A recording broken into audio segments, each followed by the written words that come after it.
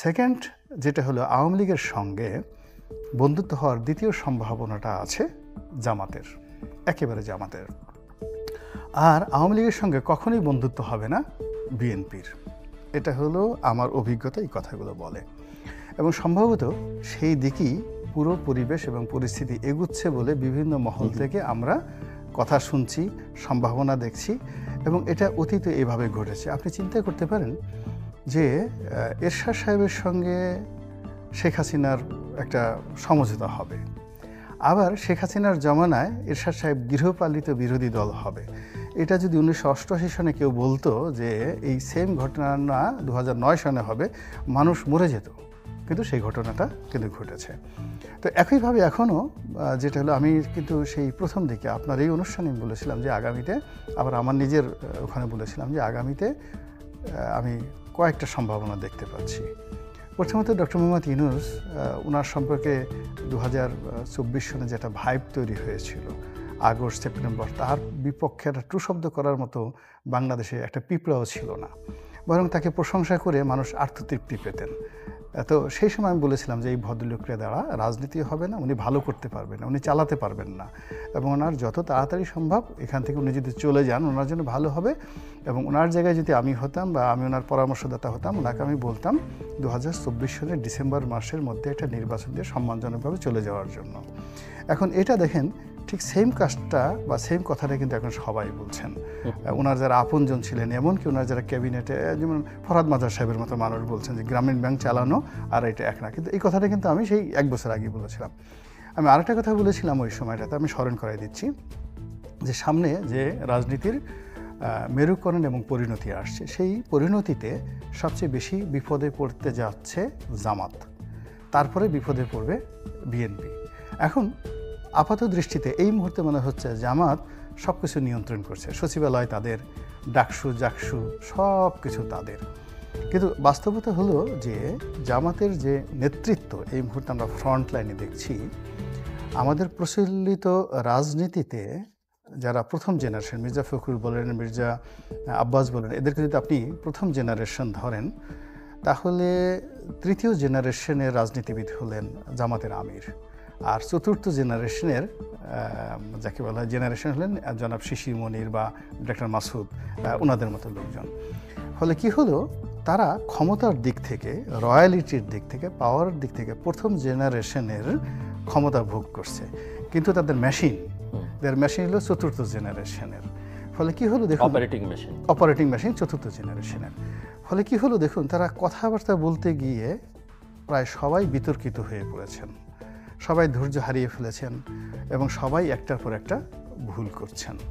প্রায় সব ক্ষেত্রে তারা কোনো নেগোসিয়েশন করতে পারছেন না, কোনো বন্ধুত্ব তৈরি করতে পারছেন না, বন্ধুত্ব রক্ষা করতে পারছেন না। মানে দেখা গেল যে আসলে আপনার হাতে অনেক ক্ষমতা, ফ্র্যাঙ্কেনস্টাইনের একটা দানবের মতো আপনার ক্ষমতা হয়ে গেছে, কিন্তু ওটা পরিচালনা করার জন্য যে সফটওয়্যার দরকার, যে অপারেটর দরকার, যে পরিবেশ দরকার, যে ক্ষেত্র দরকার, অধিক্ষেত্র দরকার, সেই জিনিসগুলো নাই।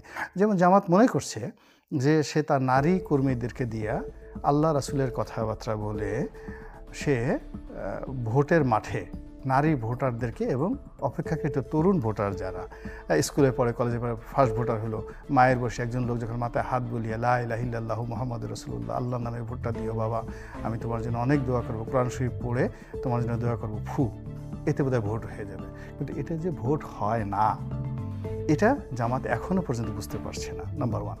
নাম্বার 2 হলো জামাতের রাজনীতির যে কতগুলো ন্যারেটিভ রয়েছে, যেগুলো কখনোই গত এই স্বাধীনতার পরে আজ অবধি বাংলাদেশে ওইভাবে খোলামেলা আলোচনা করা হয়নি। বাংলাদেশের মানুষ কখনোই জানতো না ইবনে তাইমিয়া কে, তাকে নিয়ে আলোচনা হতো না।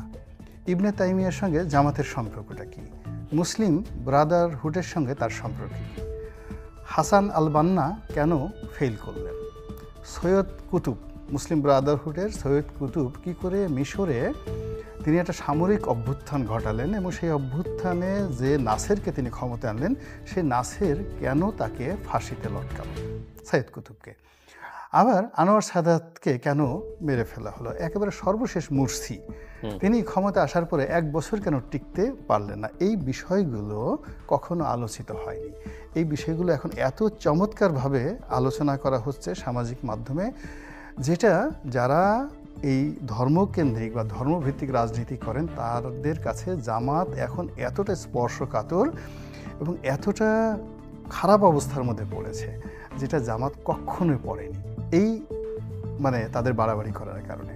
আবার ধরুন ভারতবর্ষে জামাতের ভূমিকা, পাকিস্তানে জামাতের ভূমিকা, 1971-এ জামাতের ভূমিকা, ইয়াহিয়া সরকারের জামাতের ভূমিকা এবং তাদের অতীত ভূমিকা, এবং তারা বিএনপির সাথে কী করেছে, আওয়ামী লীগের সাথে কী করেছে, প্রায় প্রতিটি জিনিস পুঙ্খানুপুঙ্খভাবে এখন যেভাবে আলোচনায় আসছে, এটা কিন্তু আগে সেভাবে আলোচনা আসেনি। জামাত বলতে সহজ সরল একজন মানুষ, দাঁড়িয়ে আছে, টুপি আছে, আল্লাহ রাসূলের নাম বলে, ধর্মভিত্তিক একটা রাজনীতি করতে চায়, তারা ক্ষমতা আসলে হযরত উমরের মতো একটা শাসন ব্যবস্থা চালু করতে চায়, এরকম একটা সাধারণ ন্যারেটিভ ধর্মপ্রাণ মানুষের মধ্যে যে আবেগ তৈরি করে ফেলেছিল গত 1 বছরে, এখন সেটা অ্যাবসলিউটলি জামাতকে যেভাবে এক্সরে করা হচ্ছে, জামাতকে যেভাবে আপনার 3D ডাইমেনশনে তাদের স্ক্যানিং করা হচ্ছে, সিটি স্ক্যান করা হচ্ছে, তার ফলে তাদের অর্থের উৎস, তাদের মানসিকতা, তাদের রাজনৈতিক চরিত্র, তাদের গোপন যত রকম কথাবার্তা, এভরিথিং। আপনি যে দেখুন 5,000 মানে ইসলামী ব্যাংকের কর্মকর্তা, তাদেরকে মুহূর্তের মধ্যে স্যাক করে দেওয়া হলো। তো এরকম একটা অমানবিক ঘটনা জামাত করতে পারে বা জামাতের নেতৃত্বে হচ্ছে, এটার ন্যারেটিভ জামাত এই মুহূর্তে দাঁড় করাতে পারবে না। কিংবা যেভাবে তারা একেবারে এস আলমের ব্যাংকগুলো দেখানো গেল ফার্স্ট সিকিউরিটি ব্যাংক, এখন ফার্স্ট সিকিউরিটি ব্যাংকের সঙ্গে জামাতের কোনো দিন সম্পর্ক ছিল না, এখন সেই ফার্স্ট সিকিউরিটি ব্যাংকে হঠাৎ করে দেখা গেল জামাত ইসলামী ব্যাংকের যে এমডি মিস্টার মান্নান ছিলেন আগে, তিনি এসে ফার্স্ট সিকিউরিটি ব্যাংকের চেয়ারম্যান হয়ে গেলেন। কিভাবে? আবার ইসলামী ব্যাংক কীভাবে দখল হয়ে গেল? আবার ইসলামী ব্যাংক দখল করার জন্য সেই বিএনপির যারা লোকজন, তারা শক্তিমত্তা নিয়ে হেড অফিস আক্রমণ করলো, সেটা আবার জামাত ঠেকিয়ে দিল, সেটা নিয়ে বিরোধ চললো। মানে এই যে পুরো জিনিসগুলো, সেই জিনিসগুলোর মধ্যে এখন এই যে জামাতের যে রাজনীতি, তাদের যে অর্থনৈতিক কর্মকাণ্ড, এর মধ্যে বিএনপি, আওয়ামী লীগ এবং অন্যান্য যারা রাজনৈতিক দল, ইভেন হুসেইন মোহাম্মদ এরশাদ, তাদের রাজনীতি এবং অর্থনৈতিক কর্মকাণ্ডের মধ্যে যে এক সুতা পার্থক্য নেই, এটা এই প্রথম প্রমাণিত হয়ে গেল। এখন সমস্যাটা হয়ে গেছে যে জামাতের যে লোকজন, এখন এরশাদের দল নাই, ধরেন কিছু নাই, কিন্তু এরশাদের দলের অন্ততপক্ষে আমি 20 থেকে 25 জন লোকের নাম বলবো, যাদের সামনে এক টেবিলে বসে 1 ঘন্টা আলাপ আলোচনা করার মতো ম্যাচুরিটি সম্পন্ন লোক জামাতে একজনও নাই।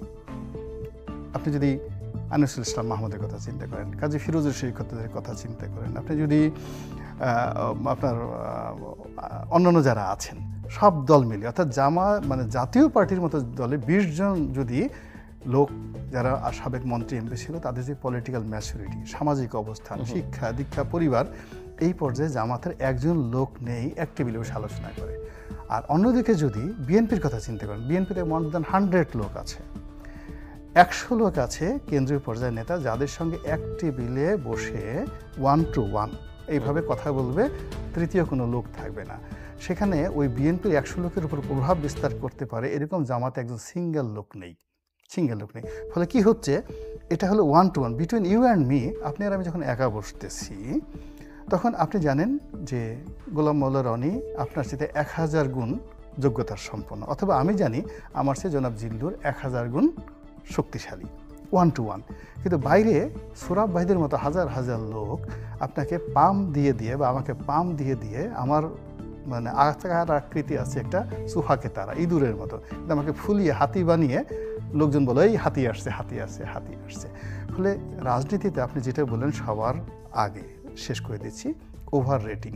অর্থাৎ এই যে আমরা কিছু সামাজিক মাধ্যমে কিছু অন্ধভক্ত তৈরি করে ফেলেছি, এই অন্ধভক্ত এগুলো আগে রাজনীতিতে ছিল না। প্রেস ক্লাবের সামনে মানে একজন বক্তব্য দিত বা দিচ্ছে, এগুলো সবই জামাতের বি টিম, সি টিম। ওই যে দেখেন মাহফুজ সাহেব, যিনি এখন তথ্য উপদেষ্টা আছে, ওনার তো ব্রিলিয়ান্ট, সে কিন্তু একটা চমৎকার কথা বলছে যে জামাতের এমনি 4-5টা মওদুদি ওদের B team, C team, D team আছে, তারপর তার নতুন কোনো টিম দরকার নেই। এখন দেখবেন যে ওয়াজের ময়দানে সাইদি সাহেব অন্যান্য যে লোক কিছু একটা বলে, সে বলতেন আপনারা সবাই চিল্লাইয়ে বলেন সুবহানাল্লাহ, সবাই সুবহানাল্লাহ। এখন এটা যেটা জাতীয় ভাষা, এগুলো চিল্লাইয়ে বলেন সুবহানাল্লাহ, চিল্লাইয়ে বলেন আলহামদুলিল্লাহ, বলেন ঠিক কিনা, সবাই বলেন ঠিক ঠিক ঠিক।